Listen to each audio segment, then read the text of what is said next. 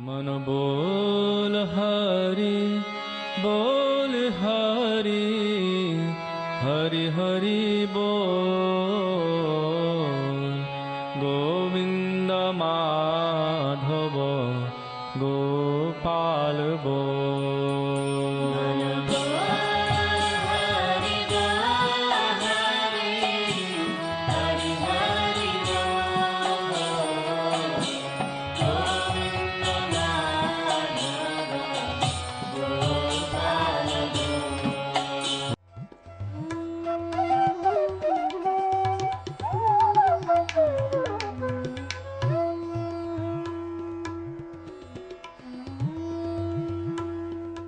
ओम विष्णुपाद अष्टोत्तर श्री श्रीमद् भक्ति वेदांत नारायण गोस्वामी महाराज जी का शुभ आविर्भाव सन 1921 में बिहार के बक्सर जिले में मौनी अमावस्या के दिन अर्धरात्रि में हुआ था।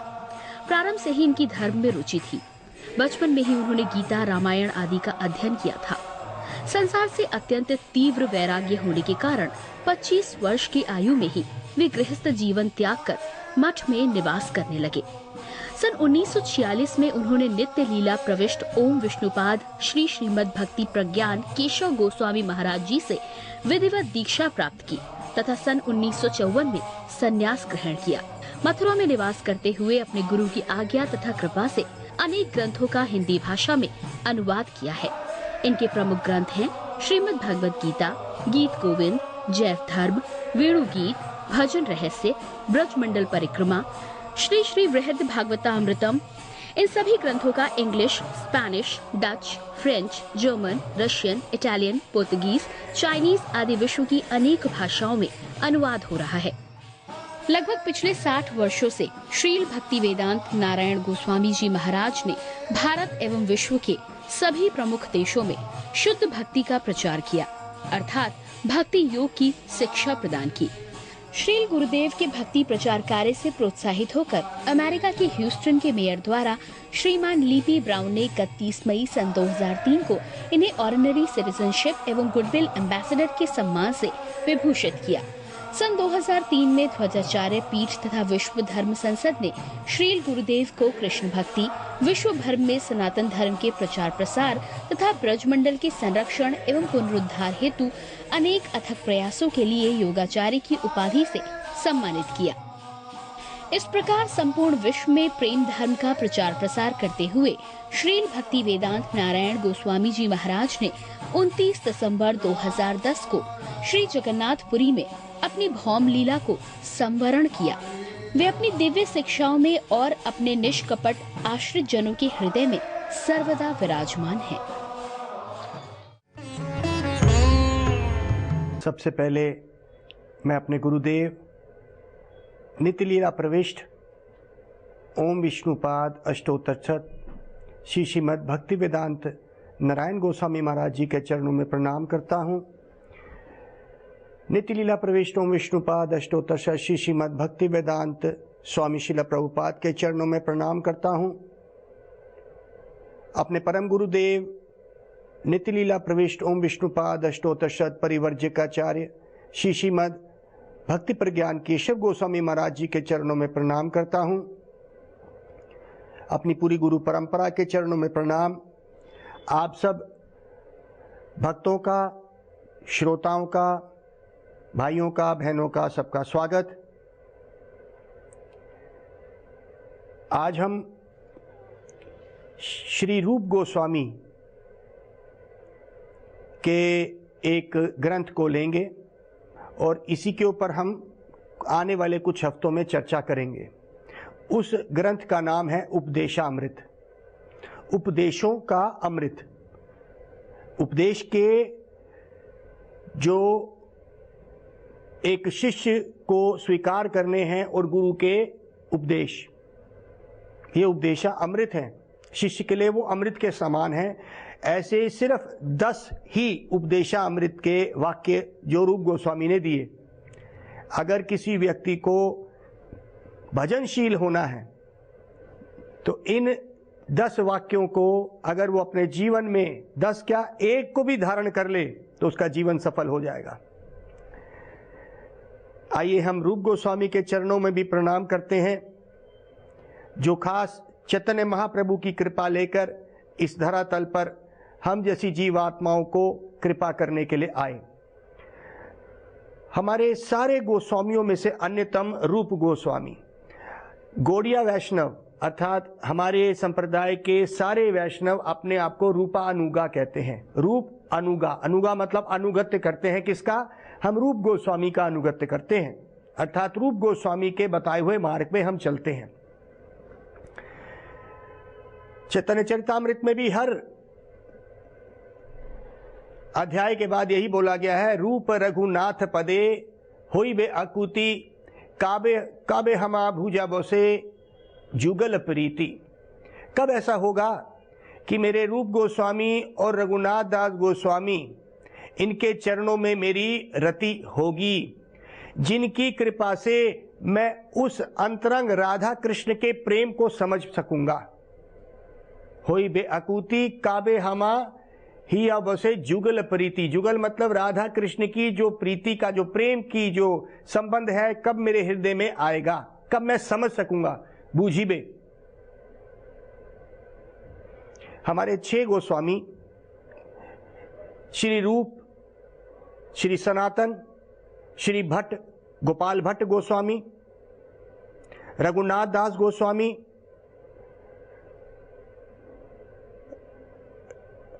गोपाल भट्ट गोस्वामी, और इस तरह से हमारे ये 6 गोस्वामी हैं, रूप सनातन भट्ट रघुनाथ श्री जीव गोपाल भट्ट दास रघुनाथ, रघुनाथ दास गोस्वामी, ये 6 गोस्वामी।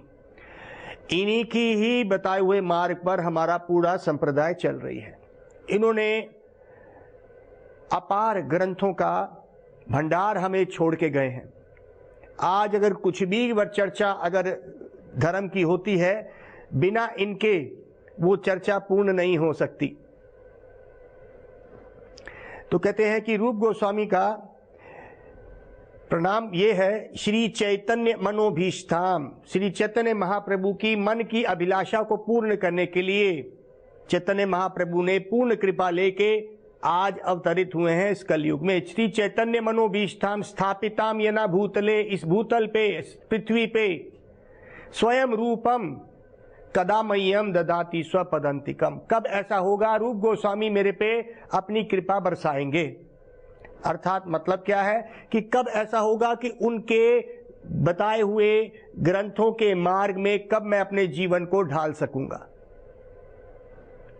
तो आइए हम रूप गोस्वामी के चरणों में प्रणाम करें। उनकी जीवनी जो हम 2 मिनट में बोलते हैं, ये 3 भाई श्री सनातन गोस्वामी और इनके बड़े भाई सनातन गोस्वामी, फिर रूप गोस्वामी और अनुपम जो तीसरे भाई हैं, इनके भतीजे जीव गोस्वामी। महाराज हुसैन शाह के आज से 500 साढ़े 500 साल पहले उस राज्य में ये दोनों भाई सनातन और रूप मंत्री पद पे, क्योंकि वहां के एक मौलवी ने कहा था उस राजा हुसैन शाह को कि ये 2 ब्राह्मण जो हैं, अगर तू इसको अपने मंत्रिमंडल में ले लेगा, ये बहुत ही सौभाग्यशाली हैं, बहुत बुद्धि वाले हैं। और ऐसा ही हुआ। उनकी बुद्धि से हुसैन शाह ने अपने राज्य को बहुत बढ़ा लिया था और ये दोनों भाई एक तरह से प्रधानमंत्री के रूप में उस मंत्रिमंडल में शामिल थे। बहुत जल्दी इन्होंने उस सब चीज को, बड़ी पदवी को त्याग के इस भजन मार्ग में लग गए। हर तरह की इन्होंने विपत्तियों को दूर करके वृंदावन में पहले महाप्रभु के चरणों की शरण ली। महाप्रभु के कहने से वृंदावन में इन्होंने शरण ली और आज जो वृंदावन आप देखते हैं, इन्हीं 6 गोस्वामियों की कृपा से आज जितनी भी लीला स्थलियां वृंदावन में हैं, उनको प्रकाशित करने वाले ये 6 गोस्वामी हैं। ग्रंथों का प्रकाश जो राधा कृष्ण की चूड़ांत भक्ति, सबसे ऊंची भक्ति को प्रकाश करने वाले भी ये 6 गोस्वामी हैं। आज हम उन्हीं का ही एक ग्रंथ रूप गोस्वामी का, और रूप गोस्वामी का ही जो एक कह सकते हैं कि शुरू का ग्रंथ एक व्यक्ति जब आए उसको पढ़ना चाहिए, हम कोशिश करते हैं उस ग्रंथ के पहले ही श्लोक को लेने की। वाच वेगम मनसा क्रोध वेगम जीवा वेगम उदरपस्त वेगम इतान विगान विषेते सो धीरा सर्वे अपि माम पृथ्वीम सशिष्यते। सर्व पृथ्वी माम सशिष्यते। तो ये गुरु के गुण बताए गए आपको कि गुरु कौन बन सकता है, इस पृथ्वी में शिष्य कौन कर सकता है, पूरी पृथ्वी में चल के शिष्य कर सकता है कौन, उसके गुण बताए। तो आप भी अगर कोई गुरु देख रहे हैं तो उसके अंदर ये गुरु करने की शक्ति होनी चाहिए, तभी वो शिष्य करे, वरना बाद में पता चलेगा कि शिष्य बन तो गए लेकिन गुरु अपनी पदवी से गिर गया। लेकिन गुरु गिर गया ऐसा कोई शब्द हमारे शास्त्र में है ही नहीं, क्योंकि गुरु कभी गिरता नहीं है, माया में कभी नहीं गिरता है। इसका मतलब आपको पहचानने में भूल थी, इसीलिए आपने ऐसा गुरु कर लिया जो गिर गया, अर्थात माया में चला गया। तो कहते हैं कि ये 6 गुण उसी व्यक्ति का ही अधिकार है पूरे पृथ्वी में शिष्य बनाने का। कहते हैं वाच, वाच मतलब बोलने का, जो हमारी उत्तेजना है, वेग, उत्तेजित जिससे हम होते हैं, हमारी उत्तेजना रहती है बोलने की, तो ये वेग जो है हमारा, इसको कहते हैं वाच वेगम। मनसा, मन का वेग, मन की उत्तेजना, हमेशा सोचना। मनसा क्रोध वेगम, ये क्रोध की उत्तेजना रहती है हमारे पास, जरा सी बात पे हम उत्तेजित होके क्रोधित भी हो जाते हैं, तो ये वेग है, वेग या उत्तेजना, जिसको कहते हैं अंग्रेजी में अर्ज। तो वाच वेगम, मनसा, क्रोध वेगम, जीवा वेगम। जीव मतलब जीव को अच्छा खाने की जो आदत है, तो इस मुख में एक तो हो गया हमारी वाच की और दूसरा हो गया हमारे अच्छा खाने की। मनसा, क्रोध वेगम, जीवा वेगम, उदर पस्त वेगम। उदर और पस्त ये 6 हो गए। उदर मतलब पेट को भरने की हमारी जो आग है, और हमारी पस्त मतलब मैथुन की जो हमारी उत्तेजना है, वेग है, ये हमें खींच ले जाता है। तो जो व्यक्ति इन 6 उत्तेजनाओं को अपने बस में करता है वो ही शिष्य करने के योग्य है पूरी पृथ्वी पे। तो क्या हमारे गुरु में ऐसी 6 की 6 गुण हैं? और गुरु भी उसी को बनना चाहिए, ये गुरुओं को बोला गया। सर्व पृथ्वी माम, पूरे पृथ्वी में, अर्थात जगत गुरु कहने का अधिकारी वही हो सकता है जिसको ये 6 वेग उत्तेजनाएं तंग नहीं कर रही, जिनके बस में वो नहीं है, ये उत्तेजना उसके बस में हो गई, उसको गुरु करना, उसको गुरु कहना। वाच वेगम, आज हम इसके ऊपर चर्चा करते हैं। आने वाले कुछ हफ्तों में हम आगे जो 6 बातें करी गई हैं उसके ऊपर चर्चा करेंगे। जब हम इन चर्चाओं को करते हैं तो हमारे मार्ग को हम साफ कर रहे हैं। अब हम आध्यात्मिक मार्ग में अगर आगे बढ़ना चाहते हैं, देखिए आजकल के गुरु कैसे हैं। अरे आप मेरे से मंत्र ले लीजिए, आप खुश हो जाएंगे, आपका जीवन सफल हो जाएगा। ना गुरु चाहेगा कि कोई ऐसी बात बोले जिससे कि शिष्य को कोई मुश्किल हो, कठिनाई हो। आओ और दक्षिणा दो और मंत्र लो। ये आजकल का गुरु और शिष्य का ये धंधा चल रहा है। गुरु का काम है शिष्य को शिष्यत्व सिखाना, डिसिप्लिन, डिसाइपल। शिष्य का मतलब होता है डिसाइपल। डिसाइपल कहां से आया? डिसिप्लिन, शिष्टाचार। तो गुरु का फर्ज है कि शिष्य को शिष्टाचार सिखाए, ये नहीं कि उससे डरे। अगर मैं अपने शिष्य को कुछ कहता हूं वो मुझे छोड़ के भाग जाएगा, फिर मुझे दक्षिणा कैसे देगा। अगर गुरु और शिष्य का संबंध सिर्फ धन के लिए रह गया है, वो गुरु शिष्य संबंध नहीं है। इसीलिए एक दिन शिष्य को यह पता चलेगा, अरे गुरु तो इन 6 वेगों में, उत्तेजनाओं में डूबा हुआ है। फिर उसको पता चलेगा, अरे मेरा गुरु गिर गया, उसको ये उत्तेजना हुई, उसको गुस्सा आ गया, उसका मैथुनी उत्तेजना बढ़ गई, वो गिर गया स्त्री के साथ, वो भाग गया धन के साथ, तो गुरु वो था ही नहीं। तो कहते हैं कि जिसको शिष्य बनाना है उसके अंदर ये 6 वेग पूरे उसकी उत्तेजनाओं को उसके बस में होने चाहिए। वो इतना उत्तेजित कभी भी ना हो इनसे। संयम, तो इन 6 चीजों को अपने संयम में रखेगा वो। कैसे? वाच वेगम, आज हम इसके ऊपर चर्चा कर रहे हैं। वाच वेगम का मतलब है बोलना। वाच, वाच मतलब बोलना। कहते हैं इस उत्तेजना को हमें कैसे बस में करना है। जो ब्रह्मवादी लोग होते हैं जो कहते हैं कि ये जगत मिथ्या है, जगत झूठ है, तो यहां पे सब जो भी वार्तालाप होती है वो झूठ है। और इसीलिए वो कहते हैं अगर कोई भ्रमवादी गुरु मिल गया आपको कि भगवान को मानता ही नहीं है, वो भगवान का रूप नहीं मानता है, कहता है हम उसमें जाके मिल जाएंगे, तो ऐसे ब्रह्मवादी क्या कहते हैं, शिष्य को क्या सिखाते हैं, वाच वेगम, मतलब वाच की उत्तेजना को बंद कर दो, बोलना बंद कर दो, मौन व्रत धारण कर लो। तो हम उनसे सिर्फ एक प्रश्न पूछते हैं, अगर मौन व्रत ही धारण करना है तो भगवान ने ये जीभ दी क्यों? ये जीभा भगवान ने दी क्यों?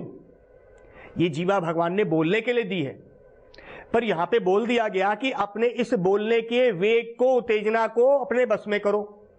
भाई जीभ दी है तो उत्तेजित तो होगी ही, तो इसको अपने बस में कैसे करेंगे? तो कहते हैं हमारे रघुनाथ दास गोस्वामी कहते हैं, ग्राम्य कथा ना कोरिबे, ग्राम्य वार्ता ना सुनिबे, भाला ना खोइबे आर भाला ना पोरिबे। ये हमारे चैतन्य चरितामृत में रघुनाथ दास गोस्वामी इस बात को अपनी शिक्षाओं में, चैतन्य महाप्रभु से जो शिक्षाएं ले रहे हैं उसमें ये वर्णन आता है कि ग्राम्य कथा, ग्राम्य मतलब गांव, गांव में बैठा हुआ किसान क्या करता है, खेती तो बढ़ रही है, हुक्का पी रहा है, दो किसान बैठे हैं सारा दिन यही बात करते हैं, अरे भाई चाहे वो गांव हो चाहे वो शहर हो, बात ये, अरे उसकी नई पत्नी आई है, कैसी है, अपनी सास से बन गई उसकी, अरे उसका धंधा कैसा चल रहा है, वो बेकार आदमी है, वो चोर है, वो ये है, ये सब ग्राम में कथाएं हैं, समय बिताने वाली बातें हैं। बेकार में समय बिताने की वार्ताओं को ग्राम में कथा कहा गया है। तो कहते हैं ग्राम में कथा ना कोरिबे, मत करो, ग्राम में वार्ता ना सुनिबे, ना करो ना सुनो, भाला ना खोइबे आर भाला ना परिबे, अच्छा खाने में भी ज्यादा समय ना बर्बाद करो, और अच्छा पहनने के चक्कर में भी तुम समय बर्बाद कर रहे हो तो समय कहां लगना चाहिए। अमानी मनद होया सदा कृष्ण नाम लेबे, अमानी दूसरों से मान इज्जत मत समझो कि वो देंगे, लेकिन दूसरों को इज्जत करते हुए सदा कृष्ण नाम लेबे। तो यहां पे वाच मतलब बोलने की शक्ति को, उत्तेजना को कहां पे दो, अगर भाई जीवा है तो बोलेगी ही, जैसे मैं आपके सामने बोले जा रहा हूं, तो मैं अपनी वाणी को भगवान के गुणगान में बोले जा रहा हूं, जीवा की यही शक्ति होनी चाहिए। लेकिन मैं आपसे ये तो नहीं कोई ग्राम में कथा कर रहा हूं, इस संसार की कोई कथा ना करके भगवान की कथा को कहते हैं वाच वेगम। वाच, अपने वाच को, बोलने की शक्ति को भगवान की सेवा में लगा दो, ये भक्ति योग है। तो ब्रह्मवादी क्या कहते हैं, बिल्कुल बंद हो जाओ, मुख मौन हो जाओ, मौन व्रत धारण कर लो। हमारा मौन, भगवत गीता में भी भगवान ने मौन व्रत के बारे में बोला है, लेकिन हमारे गुरुवर उस मौन को क्या कहते हैं, मौन हो जाओ इस संसार की वार्ता से, इस संसार की कथा से मौन हो जाओ। लेकिन कौन सी कथा में चलना है, हरि कथा में शुरू हो जाओ, ये संसार की कथा मौन हो गई, इसलिए आप मुनि बन गए, इसको मौन व्रत बोलेंगे। तो जीभ दी है भगवान का नाम के लिए, तो वो मौन हो जाएगी अगर वो भगवान का नाम लेती रहेगी।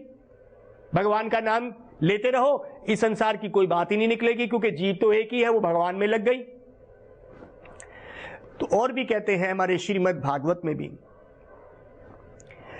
उन्होंने इस बात को किया, उन्होंने कहा बिले बटोरे क्रम विक्रमान्य न श्रंतवा कर्ण पुटे नारस्य, जीवा सती दंडु रुके ना सुताहा ना चोप गायती उरु गाए गाथा। हमारे श्रीमद् भागवत में इस श्लोक का वर्णन आता है इसी वाच वेगम के ऊपर। बिले बटोरे क्रम विक्रमान्य न श्रंतवा कर्ण पुटे नृपस्य, नृप मतलब सांप।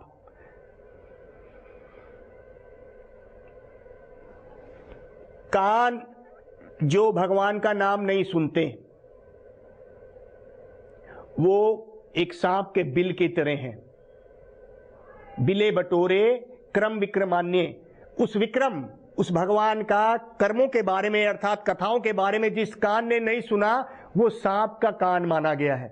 इसमें सांप रहता है। सांप क्या होता है, जलता है, उसको दूध पिलाओ सांप को, उसका जहर ही बढ़ेगा।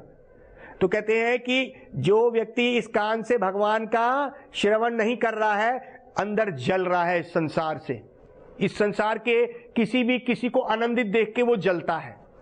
तो कहते हैं कि वो कान जिसने भगवान की हरि कथा नहीं सुनी, वो एक जलता हुआ सांप की तरह उसके अंदर एक व्यक्ति बैठा है। क्रम विक्रमान ने न श्रवणतवा, श्रवण मतलब जिसने नहीं श्रवण किया, न श्रवणतवा कर्ण पुटे, ये कर्ण पुट जो है उसका बिल के समान है। पुट मतलब ये बिल के समान हो गया। नृपस्य, नृप मतलब जैसे सांप का बिल है। जीवा सती डंडूरु के ना सुताह, जीव, जीवा सती, जो जीव है अगर उसने क्या करा, भगवान का नाम ले लिया तो वो डड्डू की जीभ की तरह है। डंडूरु के ना, जैसे कहते हैं कि वो एक डड्डू की जीभ, क्या बोलेंगे, डड्डू क्या करता है, टर टर टर डड्डू करता है ना, टर टर टर। तो क्या होता है, आप देखेंगे जब बारिश आ जाती है ना जंगलों में, तो जो मेंढक है वो टर टर करता है, डड्डू रानी को बुलाता है। क्यों? क्योंकि उसको मैथुन करना है, तो वो टर टर कर रहा होता है। और किसको बुला रहा है? डड्डू रानी को, मेंढकी को बुला रहा है। लेकिन बीच में सांप सुन लेता है और वो इस आवाज को देख के डड्डू उस मेंढक के पास चले जाता है और उसको खा जाता है। मेंढक भूल जाता है अपनी मृत्यु को कि वो सांप भी सुन रहा है उसकी जो मीठी सुरीली आवाज जो उसने मेंढकी को बुलाने के लिए करी थी, बीच में सांप आ गया और उसको खा जाता है। उसी तरह से ये संसार के ग्राम्य कथा करने वाले लोग, पुरुष अपनी अच्छी आवाज करके स्त्री को आकर्षित करता है, स्त्री अपनी अच्छी आवाजों से पुरुष को आकर्षित करती है, लेकिन भूल जाते हैं कि बीच में समय का सांप बैठा है और वो इस पूरे संसार को खत्म करने के लिए बैठा है और खा जाएगा।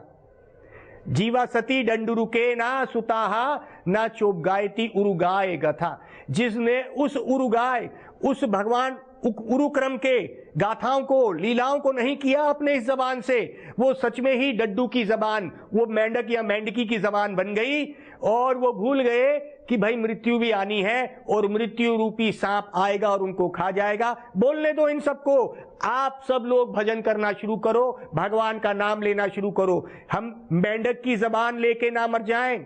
मेंढक की जबान इस संसार में सिर्फ डड्डू को और डड्डू रानी को बुलाने के लिए है। आप अपनी जबान को भगवान का नाम लेने के लिए पुकारिए। हमारे अजामिल की कथा आती है 6वें सिकंद में श्रीमद् भागवत में। अजामिल ने क्या किया? देखिए, अजामिल एक बहुत अच्छा ब्राह्मण था और कोई बुरे संग से वो एक वैश्या के उस चक्कर में आ गया। क्या हुआ, अजामिल एक दिन जंगल में लकड़ी लेने के लिए गया।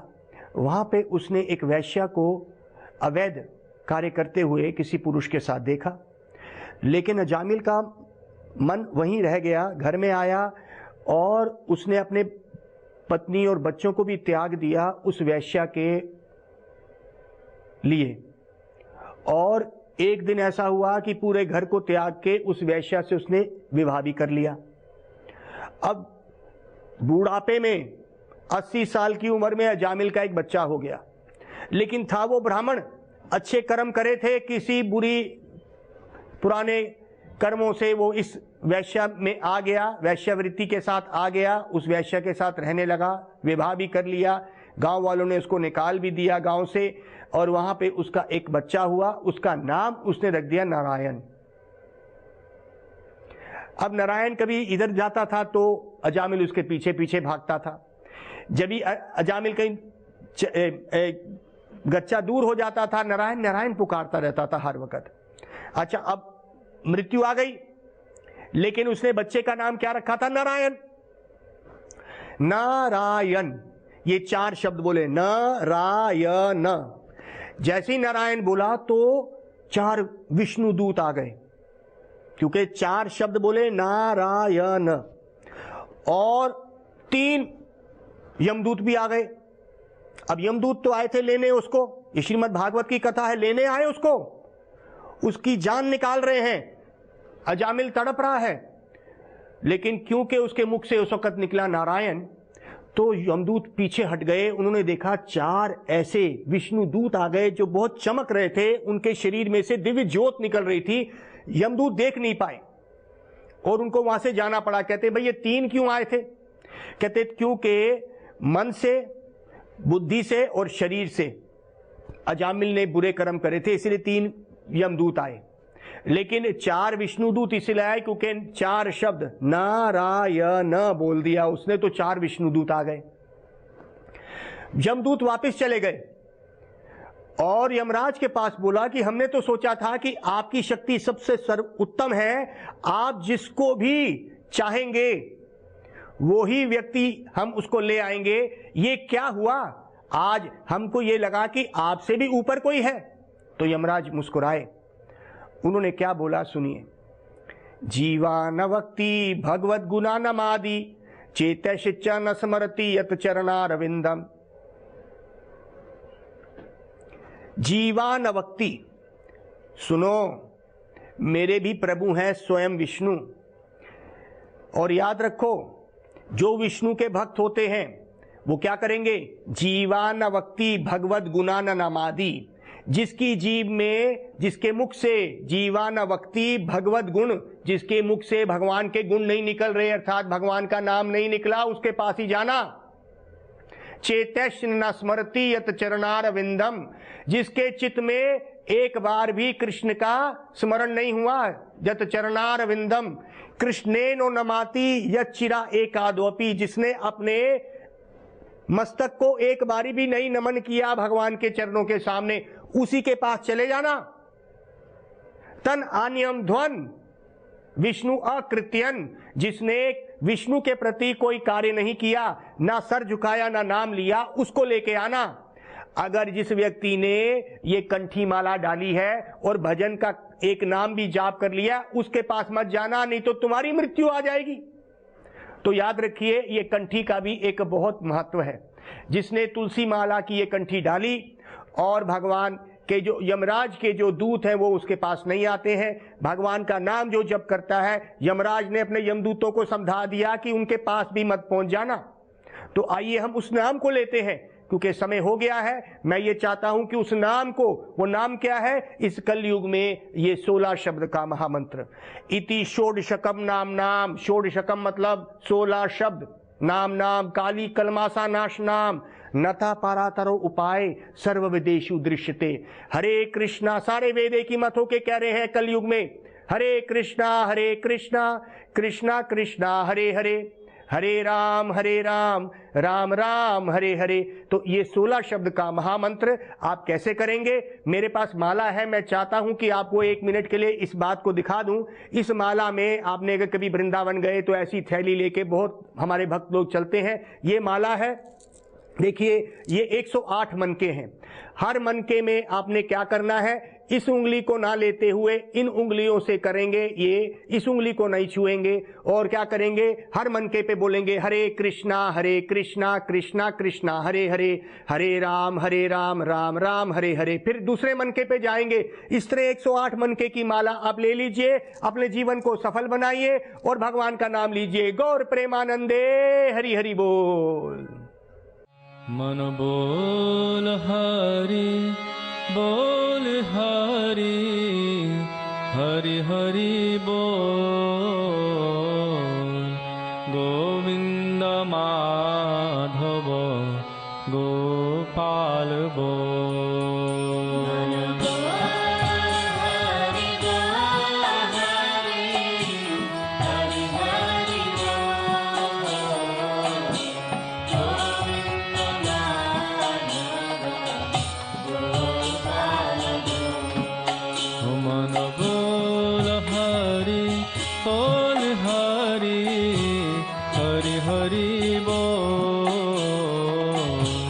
गोविंद माधव गो